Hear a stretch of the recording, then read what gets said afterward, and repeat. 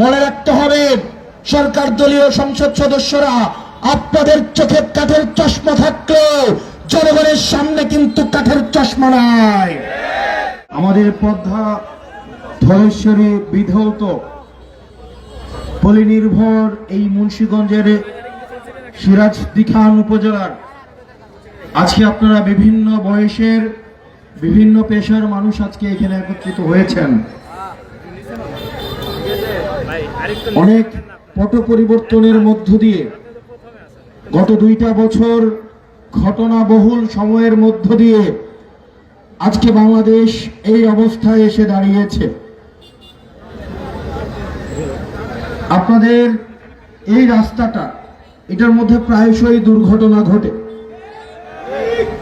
যখন একটা গাড়ি বা একটা বাস দুর্ঘটনার শিকার হয়, তখন আপনারা যদি একটা বাসে উঠে দেখেন এই বাসটা দুর্ঘটনার শিকার হয়েছে এবং এই বাসের ড্রাইভার নিহত হয়েছে অপ্রত্যাশিতভাবে, পরবর্তীতে যদি এই বাসটার শুধুমাত্র ড্রাইভারটাকে পরিবর্তন করে দিয়ে চাকা এবং গাড়ির বডি আগের মতো রেখে দিয়ে শুধুমাত্র ড্রাইভারটাকে পরিবর্তন করে দিয়ে যদি আপনাকে বলে যে এই বাসে আপনি আবার উঠে আপনার যাত্রাটা অব্যাহত রাখুন, আপনি কি কখনো এই বাসে উঠবেন? আর এই বাসে উঠবেন আর? কারণ আপনি শুধুমাত্র এই ড্রাইভারের পরিবর্তন নয়, বরং এই পুরো বাসটারই সংস্কার আপনি চেয়েছেন।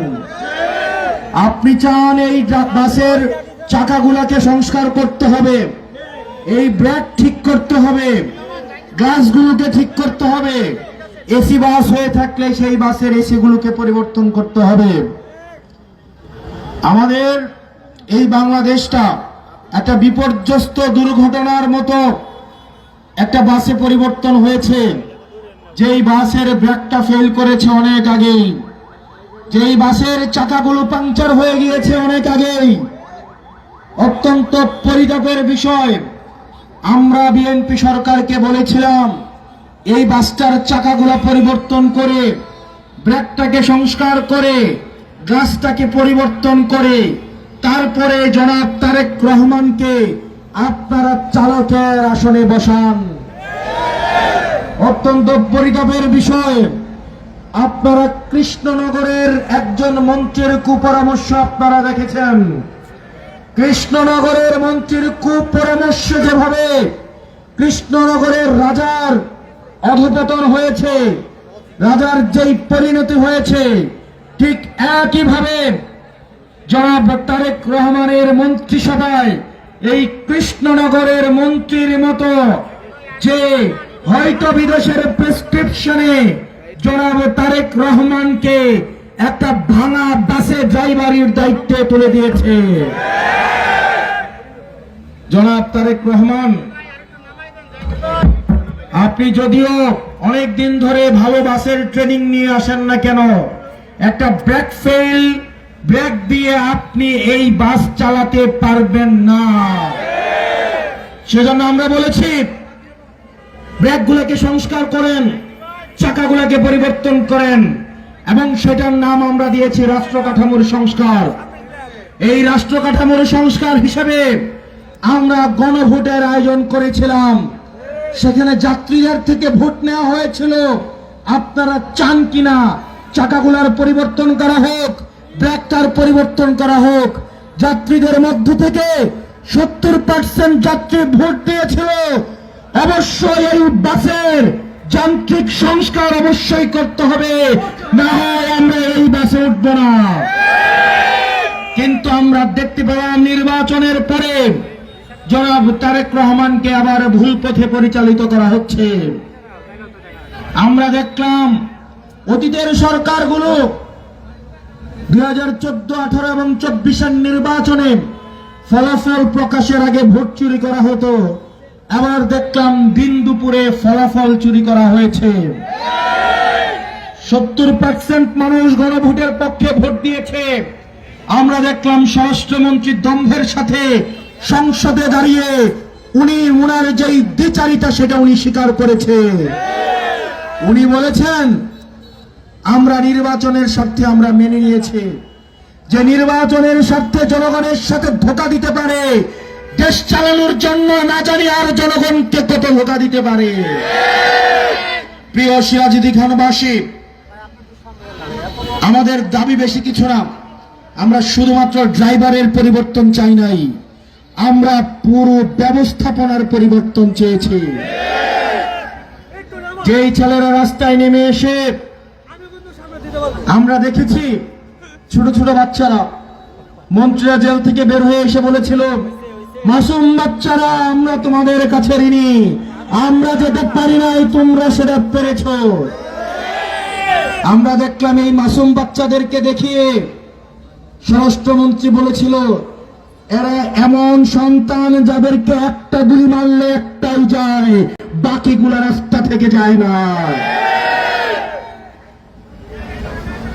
তারেক রহমান সরকার, একটা কথা আছে, পথিক তুমি পথ হারাইয়াছ।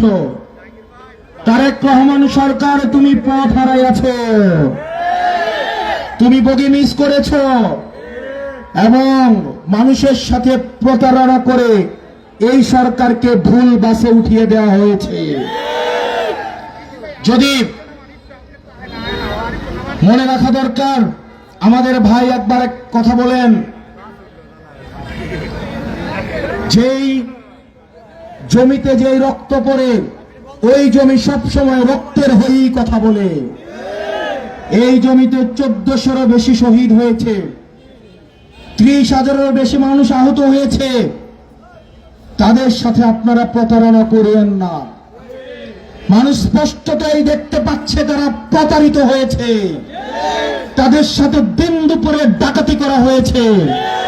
আমরা চেয়েছিলাম পুলিশ সংস্কার কমিশন গঠন করা হোক, পুলিশকে নির্দলীয় করা হোক, পুলিশকে পেশাদারি স্বাধীনতা দেওয়া হোক। অত্যন্ত পরিতাপের বিষয়, পুলিশকে আবারও দলীয়করণ করার সব ধরনের আয়োজন করা হচ্ছে। সাংবাদিকদেরকে দলীয়করণ করার সব ধরনের আয়োজন করা হয়েছে। আমরা বলেছিলাম স্বাধীন গণমাধ্যম কমিশন করা হোক, সরকার সেদিকেও যায় নাই। আমাদেরকে গতকাল দেখলাম সংবিধান বিশেষজ্ঞ আল্লামা সালাউদ্দিন সাহেব সংসদে দাঁড়িয়ে বললেন সংবিধান সংস্কার পরিষদ নাকি সংবিধানে নেই। জনাব সালাউদ্দিন সাহেব, 2026 সালে বাংলাদেশে আপনার থাকাও সংবিধানে ছিল না। বর্তমান সংবিধান অনুযায়ী বর্তমানে আপনার থাকার কথা ছিল শিলংয়ের রেস্ট হাউসে, আপনার দলের প্রধানের থাকার কথা ছিল লন্ডনে, আপনার লক্ষ লক্ষ নেতা কর্মীর থাকার কথা ছিল জেলে, লক্ষ লক্ষ নেতা কর্মীর থাকার কথা ছিল ধানক্ষেতে। যারা রাস্তায় নেমে এসেছিল তারা সংবিধানের বিরুদ্ধেই রাস্তায় নেমে এসেছিল। যদি সংবিধান মানতে চান তাহলে এই নির্বাচন হওয়ার কথা ছিল 2029 সালে। সংবিধানের অর্ধেক মানবো আর অর্ধেক মানব না, এটা হতে পারে না। সংবিধানে যেটুকু আপনাদের পক্ষে যায় আপনারা শুধুমাত্র সেটুকুই মানছেন, যেটুকু জনগণের পক্ষে যায় আপনারা সেটার বিরুদ্ধে অবস্থান নিচ্ছেন। মনে রাখবেন, আলেম ওলামারা আপনাদেরকে মাফ করবে না, রিয়াবত আপনাদেরকে মাফ করবে না, ওয়াসিম স্নিগ্ধরা আপনাদেরকে মাফ করবে না। আপনারা তাদের রক্তের উপরে দাঁড়িয়ে আজকে মন্ত্রী হয়েছেন এবং মন্ত্রী হয়ে তাদেরকে আপনারা ফার্মের মুরগি বলছেন। আপনাদের সন্তানরা বিদেশে নিরাপদে ছিল, আপনাদের সন্তানরা রাস্তায় নামে নাই, আপনাদের সন্তানরা বিদেশে নিরাপদ জীবনযাপন করেছে। অন্যের সন্তানের রক্তের উপরে দাঁড়িয়ে বাংলাদেশের মানুষের সাথে আপনারা প্রতারণা করতে পারেন না। প্রিয় সিরাজুদ্দিন খানবাসী, অভ্যুত্থানের পরে আমরা দেখেছি অন্তর্বর্তীকালীন সরকারের সময়ে যে আইন শৃঙ্খলা পরিস্থিতি ছিল, বর্তমানে সেই আইন শৃঙ্খলা পরিস্থিতি আরো বেশি নাজুক হয়েছে।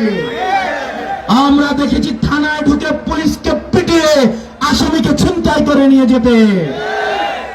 স্বরাষ্ট্রমন্ত্রী উনি শুধু স্বরাষ্ট্রটাই বুঝেন না, ইতিমধ্যে ইতিহাসের সবচেয়ে ব্যর্থ স্বরাষ্ট্রমন্ত্রী হিসেবে উনি ইতিহাসে নাম কামিয়েছেন। প্রিয় সিরাজদি খানবাসী, এই সরকার নির্বাচনী প্রচারণার সময় বলেছিলেন উনি 1 কোটি কর্মসংস্থান নিশ্চিত করবেন। 1 কোটি কর্মসংস্থান 60 মাসে যদি নিশ্চিত করতে হয়, প্রত্যেক 1 মাসে 1.5 লাখ কর্মসংস্থান, এই 6 মাসে 9 লাখ কর্মসংস্থান হওয়ার কথা ছিল। আমি জানতে চাই আপনারা কয়জনের কর্মসংস্থান নিশ্চিত হয়েছে? আপনারা কেউ নতুন কর্মসংস্থান পেয়েছেন? এই সরকার কর্মসংস্থানের পরিবর্তে মানুষের হাতে মাদক তুলে দিচ্ছে। মাদক এবং জুয়ায় সারা বাংলাদেশ সয়লাব হয়ে যাচ্ছে। এই সরকারকে স্পষ্ট করতে হবে, তারা যদি আইন শৃঙ্খলা, এই যে ল অ্যান্ড অর্ডার সিচুয়েশন তারা যদি কন্ট্রোলে না আনতে পারে, তাহলে তাদের বিরুদ্ধে এই জনগণ আবার রাস্তায় নামবে। প্রিয় সিরাজদি খানবাসী, আপনারা কিছুদিন পরে দেখতে পান যাত্রাবাড়ি ফ্লাইওভারের একদল নিষিদ্ধ জঙ্গি গোষ্ঠী যাত্রাবাড়ি ফ্লাইওভারে বলে জয়, ওদিক থেকে লৌহ জঙ্গিয়ে বলে বাংলা। এই মাঝখানের পুরো অংশটা দৌড়ের উপরে থাকে। যারা দৌড়ের উপরে থাকেন, আপনাদেরকে আমরা বলি, আপনারা যাদের জন্য জয় বাংলা স্লোগান দেন, এই খুনি শেখ হাসিনা, উনি আপনাদের নিয়ে কত চিন্তা করেন একবারও দেখেন। উনার নিজের ছেলে হচ্ছে আমেরিকান সিটিজেনশিপ, উনার নিজের মেয়ে হচ্ছে কানাডার সিটিজেনশিপ, উনার আপন বোন হচ্ছে ব্রিটেনের সিটিজেনশিপ, উনার বোনের ছেলে হচ্ছে ব্রিটেনের সিটিজেনশিপ, মেয়ে হচ্ছে ব্রিটেনের সিটিজেনশিপ। উনার বংশের একজনও বাংলাদেশী নাগরিক না। আপনারা মনে করেন উনি হচ্ছে দেশে আসবেন আপনাদেরকে বাঁচাতে? উনি যদি দেশে আসতেনই, উনার ছেলেদেরকে, উনার মেয়েদেরকে, উনার পরিবারকে উনি আগস্টের শুরুতেই বিদেশে পাঠিয়ে দিতেন না। কর্মীদেরকে বিপদে রেখে উনি এভাবে পালিয়ে যেতেন না। মনে রাখতে হবে, যে পালিয়ে যাবে না বলে পালিয়ে যায়, সে আসি বলে কোনোদিন আসবে না।